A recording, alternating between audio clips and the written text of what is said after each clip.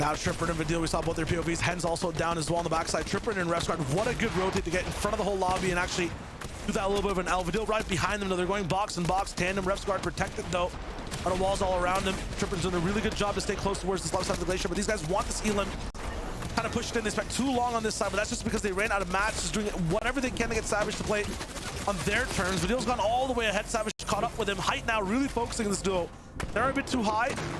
Miss edit possibly to buy them a little bit of time. Hellfire below them too. Nebs beside. Tripper still in the game behind Hellfire's walls is Chapix and Walks, who made a really good rotation on that 7th zone to get in position for these zones to start. They've stayed ahead of it just like Firebro did in that first game, and now they basically have it for free as everyone else has to focus on this grueling tundra that's below them on the ground. Vidil, a nice catch as him and Savage set up a trap for one person to walk into their box. He's down.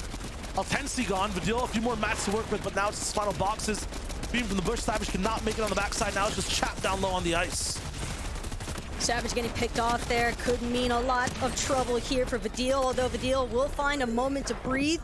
A legendary slurp juice as well off the body of Chap. That is huge. He barely gets it off in time. Still have to expend a couple of slap splashes as well, but the team on height, that's Uguay, that's Walks, now taking notice of Vidil, but Vidil doing everything in his power to continue targeting through the low ground. Quick opportunity to try and farm a little bit off these trees, but Howley doing what he can as well as a solo, but this is a prime position here for Uguay. Uguay will drop no more mats to his name, so instead he's gonna try to play Disruptor on the low ground. Challenge to the backside, but it's gonna be Uguay knocked first. This is just nuts, and he found a little bit more room, but it's not enough. Walks, gets him down, but it's Howley with the steal. I can't believe that. Vidil tossing the whole game to a coin flip off that slip that he found on the body. That is the most surprising ending you could possibly see to that game. I thought that Walks and Uguay had that one for free, not a chance.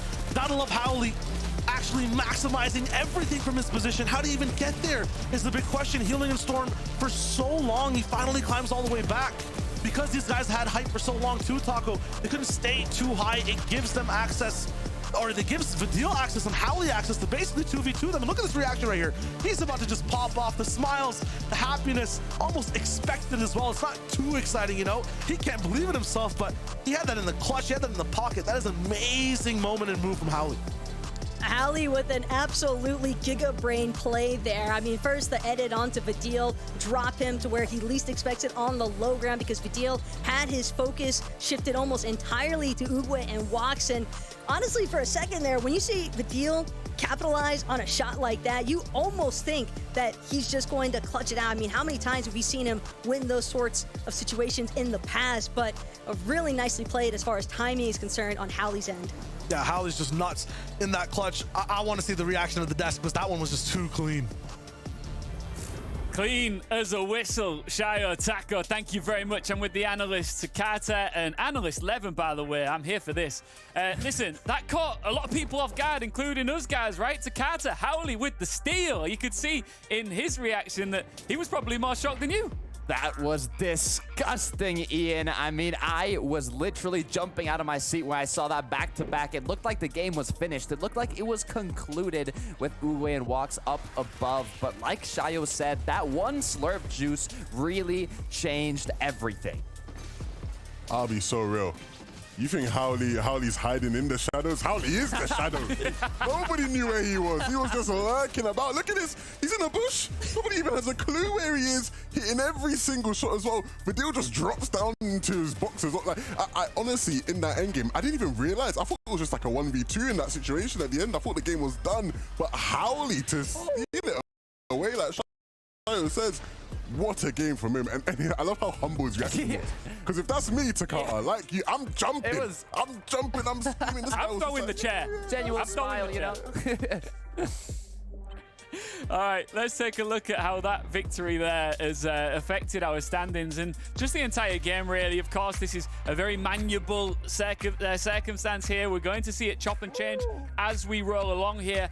Kerb, look at Firebro, they maintain that top position, which is always a beautiful thing. But, you know, we talked about Vidil and Mr. Savage coming into this, Levin, and they showed up big in places. Good performance.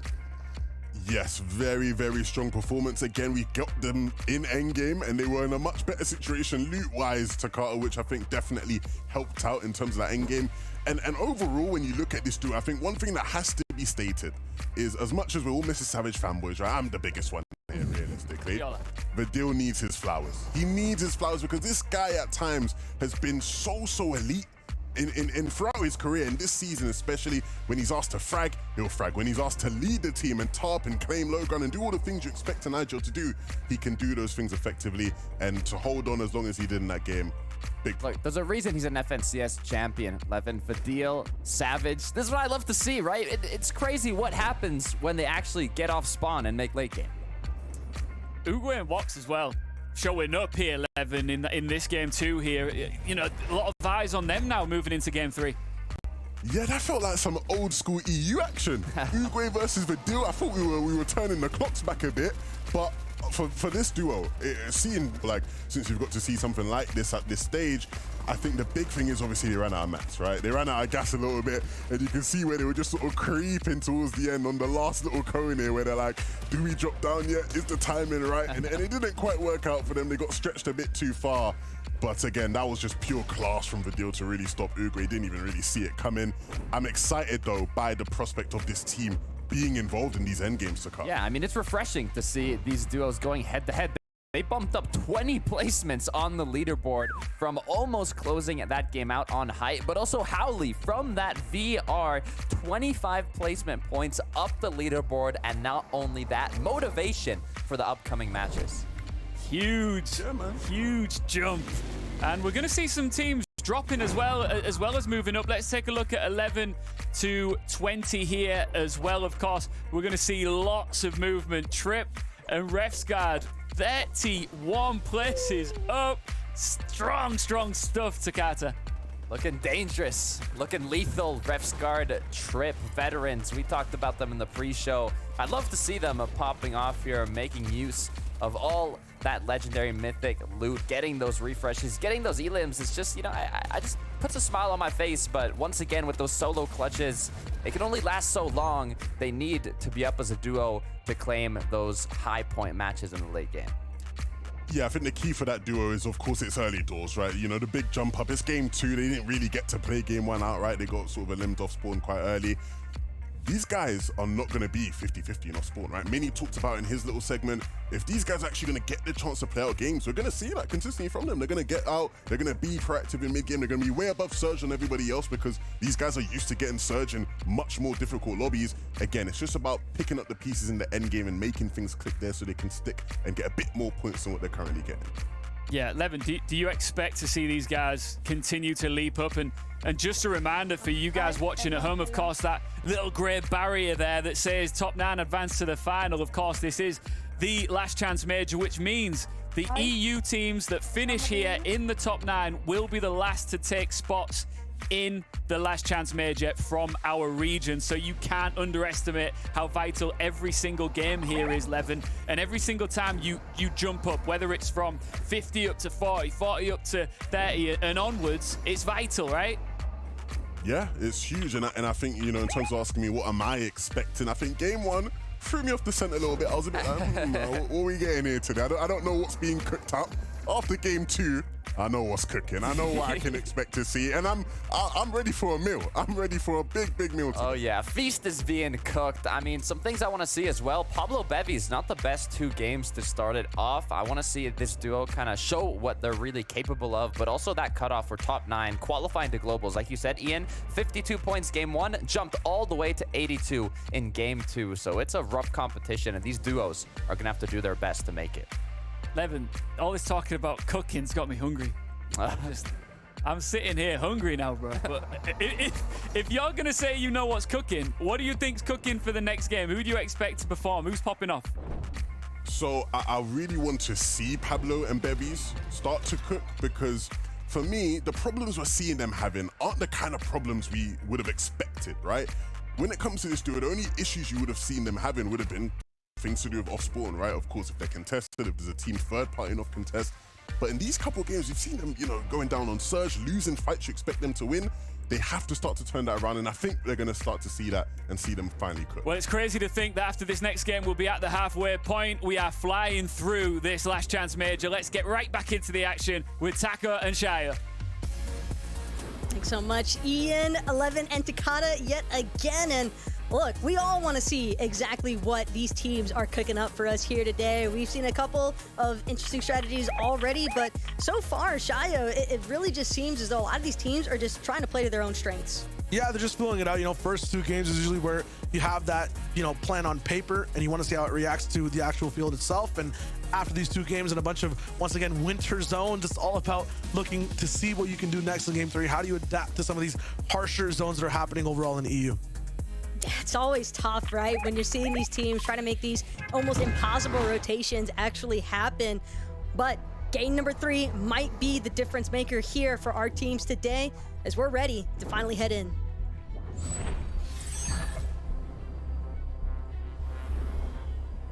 Game number 3, teetering on that halfway point for a bunch of these teams, and lots to be asked for some of the people that are playing today. Takata mentioned at the very end, Pablo Ngubevis looks so good inside that grand finals lobby when it comes to possibly different competition, different stakes now. Not as sticky, and after that, everyone else fighting off spawn. They're going 50-50 over and over again, from Creaky all the way to Racetrack and across the map. There's this trouble off spawn. So many names being lit up in that Elim feed already, and Fury might just find himself added to it, trying to dance around this building as best he can, a creaky compound, but it's going to be Vexahagen who gets the first strike here, and the second now for Dabdil and Vexy. A nice double eliminations to get their game started off right. Will be able to now loot up everything at the creaky compound, at least until another team decides to dabble on over, but winning that initial 50-50 is a huge swing for your confidence. Absolutely it is. Good points, good momentum. That's exactly what you want to see. Dill Savage actually getting a good start to a tournament is very nice too. Lots of control for these guys inside these games. You can only imagine it gets better. Prop Z winning up against Hype. Cringe trading it out though as Anki goes down. Honest and Reason gonna be picked apart as well. Sideshot and Slot said, hey, they weren't here in game 2, and we saw them kind of lurking around after they didn't appear on our POI. So how about we actually interact with them this time and get some free damage off? Yeah, Citra just playing like a watch guard almost over at the Stone Tower, and definitely a little bit of risk involved there for Giannis and Reason splitting up, trying to, it seems as though they're trying to really collect between Crude Harbor and the Beep and Bounce that far north of the map. They've definitely got to be careful, because again, when you know there are other teams relatively close to your vicinity, you have to expect it's only a matter of time for it to look to push in against you. Giannis, though, was definitely revived by Reason, so that's always nice, but this immediate 2v2 now. No time for any sort of pause in the action here for Giannis. Already lost his shields in the process. Reason trying to connect. Right side peek not going to go his way. And now it's a farm for Metal, farming anything because Reason, he only has 2 builds. Sidra, on the other hand, with 1 build to his name, so it's not like he's in all that much better of a spot. Chest opening though. And he still has the drum shotgun as well to work with. Sidra just doing what he can to break through some of these builds. It's interesting how less of builds people just have in spots like these, because it's not easy trees or wood to go around. It's tough metal to kind of break down. Got us gone for the moment. It's all up to Reason now. Big shot in front of him. The spray can't connect after the fact. Double siphon up for the team. Slots the side trip. If these guys want to be dodged in terms of the off-spawn fight, they will find it again and make sure it goes their way. Have to keep in mind though, we already saw what happened in game 1 with Wax and Uguay choosing to venture over towards that Crude Harbor area since they're split between that Aegis Temple and Frigid Frog, so wouldn't be surprised if they had the same idea to look for that third-party instance. Here at Mega City though, for Lucy and Steno, A little bit of a different story to be told. Seems as though they might just be biding their time to look for a high card, maybe get a vault opening in the process.